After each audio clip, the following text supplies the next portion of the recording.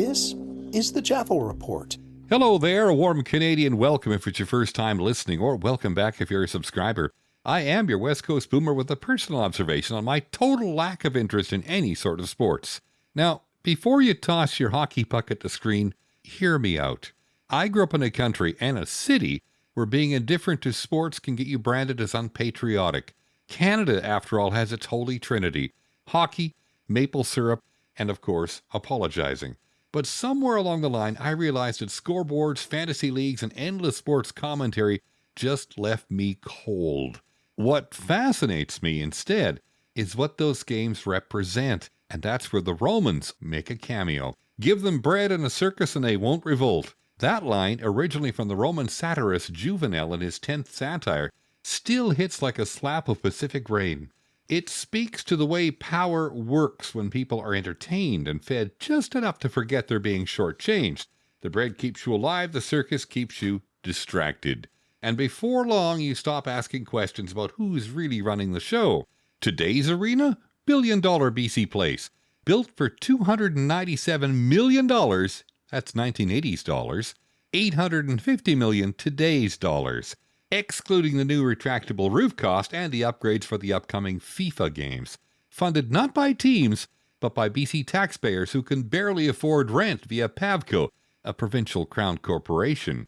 As reported in the 2024 CBC News investigation on public money being used to build private sports arenas, it's endless sports coverage drowning out important issues like climate risk, inequality, or housing. Something a 2023 UBC media study described as one of the quietest and most effective forms of distraction in modern news culture. And it's the way a population can be lulled into a passive contentment when the next playoff series or celebrity scandal takes precedence over civic empathy. Consumer culture has evolved, but it still knows how to pacify us.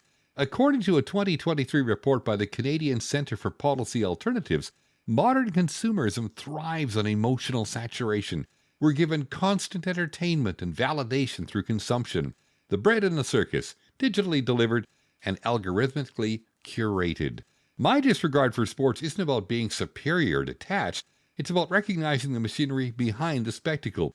Maybe it's the broadcaster in me, but I've always been more curious about who's holding the microphone than who's scoring the winning goal. When people pour hours into a game they never play, watching millionaires chase pucks or balls, I can't help but wonder, what might happen if that same energy went toward building community instead of cheering tribal loyalty? I've seen good people, thoughtful, progressive folks turn into partisans the instant their team colors flash. The line between fandom and faith gets blurry fast. A 2025 sociological paper out of Simon Fraser University even compared intense sports loyalty to organized religion, highlighting how both create identity, belonging, and emotional reward systems that make questioning uncomfortable. That same loyalty, if redirected towards civic engagement or compassion, could rebuild half this coast. But that takes intention, and intention doesn't sell tickets or ad time. Maybe my indifference to sports is just another symptom of seeing the world through a slightly cracked lens, one informed by age, irony, and the smell of rain off the Salish Sea. Still, I'd rather be in the bleachers of life's big picture than glued to a scoreboard that changes nothing. Who am I, you ask? Just another friendly observer with a face for radio. Call me Jaffo. I appreciate you taking 5 minutes with the Boomer. If you enjoyed it, like and subscribe. TheJaffelReport.ca. The Jaffel Report is downloadable from wherever you get your podcasts from. That's TheJaffelReport.ca. Life can be overwhelming, and sometimes we all need a moment to recharge. I initially discovered guided meditation back in my 40s, but neglected it until my heart attack in my 60s. Eventually, I started recording my own guided meditations, and now I'd like to share them with the public. Whether you prefer a simple, soothing voice or a rich experience by adding music with ambient sounds, I've got you covered. The meditation sessions start at $4.20 each. The first 3 are free. Visit 420guidedmeditation.ca. That's the number 420guidedmeditation.ca. And start your journey to inner calm.